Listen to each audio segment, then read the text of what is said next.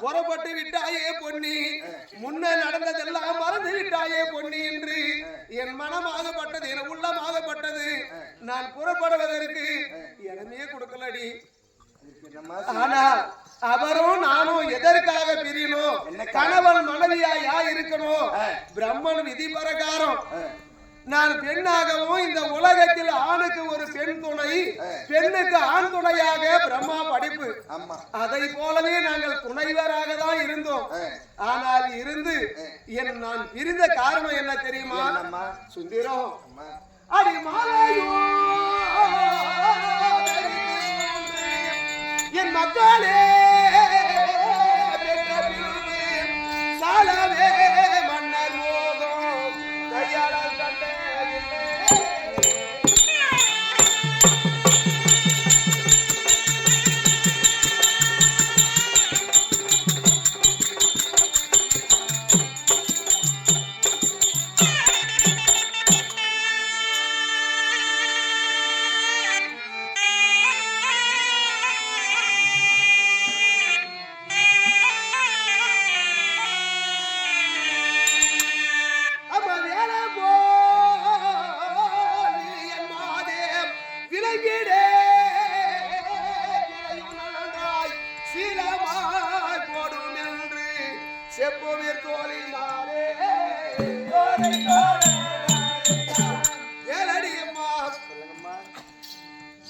உலகத்திலே எல்லாருக்கும் திருமணம் முடிந்தது ஒரு விதம், எங்களுக்கு திருமணம் முடிந்ததே ஒரு விதம்.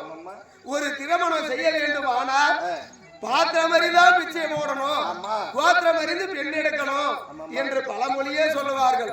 அதை போல எங்களுக்கு கோத்திரம் அறிந்து பேரு பொருத்தங்கள் பார்த்து இனம் அறிந்து எங்களுக்கு திருமணம் செய்தது கிடையாது.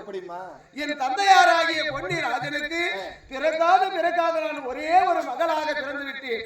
பிறக்காத மகள் பிறந்து விட்டாளே என்று என்னை வளர்த்து ஆளாக்கினான். பருவமடைந்த உடனே எங்கள் அப்பா என்ன செய்தார்? இந்த என் மகளாக திருமணமாகப்பட்டது எல்லா நாட்டு அரசருக்கும் தெரியணும் என்று அந்த அரசர் முன்பதாக ஒரு வீரனுக்கு தான் என் மருகனா இருக்கக்கூடியவன் வீரனா இருக்கணும், ஒரு வீரனுக்கு தான் என் மகளை கொடுத்து திருமணம் செய்ய வேண்டும் என்று எங்கள் அப்பா நெக கண்ணாடியை வைத்தார். நிலத்திலே நெக கண்ணாடியை வைத்து ஒரு வில்லை நாட்டி வைத்தார். 60 அடிக்கு மேல ஒரு மயில் கண்ணை கட்டி வைத்தார். இந்த நெக கண்ணாடியை பார்த்து வில்லை வலித்து நாணயத்தை தொடுத்து மேல மயில் கண்ணை அடித்தவருக்கு என் மகளை கொடுக்கிறேன் என்று 55 நாட்டு அரசருக்கும் நிரூபம் அனுப்பிவிட்டார். எல்லா நாட்டு அரசரும் வந்தார்கள். வந்தவுடனே அந்த நிக கண்ணாடியை பார்த்து வில்லை வளைக்க முடியாமல் போனவர்களும் அந்த வில்லையை பார்த்து பயந்து போனவர்களும் எல்லாரும் போய் வளைக்க முடியாம உட்கார்ந்தாங்க. சபையா உட்கார்ந்து இருக்கிற போது இவர் எழுந்து வந்த உடனே வில்லை வலித்தார், நாணயத்தை தொடுத்தார், மேல மயில் கண்ணை அடித்தார். நானும் ஆசைப்பட்டேன், கோழையான புருஷனோடு கோடியான கோடி காலங்கள் வாழ்வதை விட வீரமுள்ள புருஷனோடு ஒரே வினாடி வாழ்ந்தாலும் போதும் என்று நானும் ஆசைப்பட்டேன்.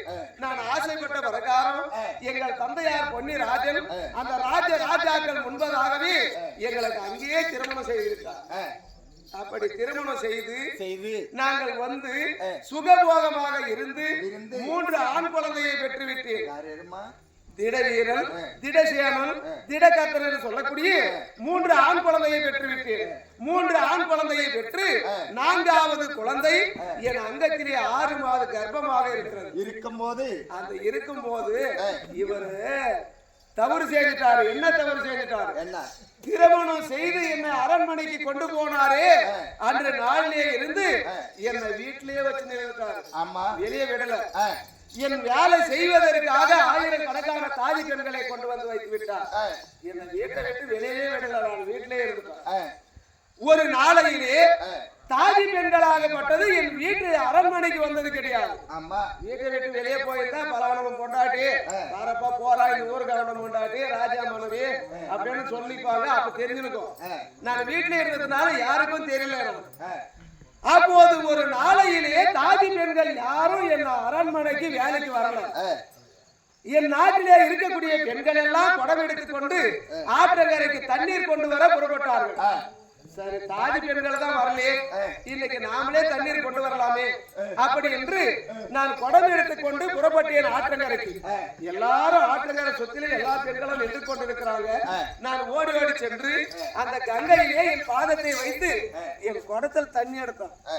நான் தண்ணீர் உண்ட உடனே இந்த புறத்திலே இருந்த பெண்ணு கேட்கிறார், இவள் யாரடி என்று கேட்கிறார். அதற்கு இந்த புறத்திலே இருந்த பெண் சொல்லுகிறார், இவள் தாண்டி தேர்ப்பாகன் மருமகள் என்று சொல்லுகிறார். அங்க இருக்கக்கூடிய பெண்கள் எல்லாம் இந்த கங்கையை தொடாதீங்க, இந்த தண்ணியை தொடாதீங்க, தேர்ப்பாகன் மனைவி இந்த கங்கையை தொட்டு விட்டா, ஈனகுலத்தோர் மனைவி இந்த கங்கையை தொட்டு விட்டா, மேலான ஜாதிக்கெல்லாம் கீழான ஜாதியிலே பிறந்தவள் கடஜாதியிலே பிறந்தவள் மனைவி இந்த கங்கையை தொட்டு விட்டா, யாரும் தொடாதீங்க. எல்லாரும் திரும்பி போறாங்க. ஐயோ இறைவா, நான் பிறந்தது என்ன, நான் வளர்ந்தது என்ன? ஒரு ராஜகுமாரியாக பிறந்து இந்த மாதவன் மகனை மனமுடித்தோமா இறைவா என்று நான் வேதனைப்பட்டு தலை குளிந்து என் கோபத்தினால் அந்த குடத்தை வீசி எரிந்து விட்டு அரண்மனைக்கு வந்து ஆடை ஆபரணம் எல்லாம் எடுத்துக்கொண்டு 3 குழந்தையை அவனிடத்திலே விட்டு 4வது குழந்தை 6 மாத கருவா இருந்தது. அதை அங்கத்திலே சுமந்து கொண்டு என் தாய் வீட்டுக்கு புறப்பட்டேன். இவர் ஓடி வருகிறார். ஓடி வந்து, பொன்னி போகாதே பொன்னி, உனக்கு தாலி கட்டியே கணவன் அல்லவா, நான் மாலை தெரிந்த மணாளன் அல்லவா, என்னை விட்டு போகாத பொன்னி என்று வந்து என்னை தடுக்கிறார். அப்படி நான் உன்னிடத்திலே வாழ வேண்டும், ஆனா நீ எந்த ஜாதி எந்த குலத்தோம், உன்னை பெற்ற தாய் தந்தை யார் என்று நான் கேட்டால், அது தெரிந்தால் உன் இடத்தில் வாழ்வேன், யார் சொல் என்று கேட்கிற போது கை கட்டி தலை குனிந்து கண்ணீர் வடிக்கிறாரே தவிர நான் இந்த ஜாதிதான், என்னை பெற்ற தாய் எங்க அம்மா எங்க அப்பா இவர்தான் என்று சொன்னதே கிடையாது. தாய் தந்தை தெரியாத தருதி நிலத்திலே வாழ்வதை விட தாய் அரண்மனையிலே வாழா வெட்டியாகவே வாழ்ந்து விடலாம் என்று அப்போது என் தாய் அரண்மனைக்கு சென்று விட்டு அப்போது 6 மாத கருவாய் இருக்கக்கூடியது சில நாட்கள் கழிந்து ஒரு ஆண் குழந்தையாக பிறந்தது. அந்த ஆண் குழந்தையை தொட்டிலே போட்டுவிட்டு நான் சற்று நேரம் இருந்தேன். இவர் வந்திருக்கிறார், அந்த குழந்தையை எடுத்து கொஞ்சம் கொலாவி கொண்டிருக்கிறார். மற்றொரு பெண் சொல்லுகிறார், யாரையும் உன் குழந்தையை எடுத்து கொண்டார் என்ன. திரும்பி பார்த்தா இவர் அதே இடிகுலத்தோடு என் மகனை தொட்டு விட்டாயா என்று ஓடி என் மகனை பிடுங்கி இவனை திரும்பும் போது இந்த முந்தானியாகப்பட்டது அவன் மீதில் பட்டு விட்டாங்க. இடிகுலத்தோன் மீதில் என் முந்தாணி பட்டது என்று கிழிஞ்சேன் முந்தானியை எரிஞ்சேன் முகத்து மீது. அன்று நாளையில தலைகுளிஞ்சு போன ஆளதான் இன்னைக்கு வந்திருக்கிறார். நேருக்கு நேராக பார்க்க வேண்டும், ஆனால் எனக்கு வெக்கமா இருக்கிறது, அச்சமா இருக்கிறது. அதனால் மத்தியிலே ஒரு திரை வளைத்தார். திரைக்கு அந்த புறத்திலேயே அவரும் இந்த புறத்திலேயே நானும் நின்று என்னை எதற்காக அழைத்தார் என்று விவரத்தை சொல்லும்.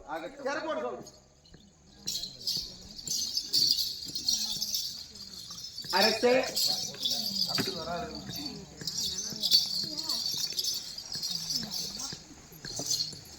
ஏற்பாடு செய்யுங்கள்.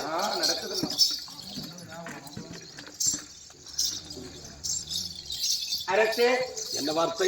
இது நாள் வரை உன் பிள்ளை 4வது பிள்ளையை நீ கையில் தூக்கிய போது உன்னை பார்த்ததா அந்த ஆடை கிழித்து போடும் போது அந்நாள் இருந்து இந்நாள் வரை உன் மூஞ்சி பார்க்க கிடையாதான், வெக்கமாக்குதான், வேதனையாக்குதான், உன் மூஞ்சி பார்க்கறதுக்கு அச்சமாக்குதான். அதனால வெண்திரை வளர்த்து எதற்காக அழைத்தது, என்ன காரணம் என்று விளக்கம். வெண்திரையின் மரபாக இருந்து. ஆமாம், அமரகலம் என்று சொல்லக்கூடிய குறிச்சத்திர பூமிக்கு செல்கிறேன். ஒரு முறையாவது மனைவியின் முகத்தை பார்த்துவிட்டு போகலாம். அப்படின்னா என் மனைவியாகப்பட்டது உன் முகத்தை பார்த்தால் எனக்கு முறைப்பாடு அடித்தாலும் அடித்து விடும். இப்பேற்பட்ட மனமே உண்டாகிறதா? கடவுளே,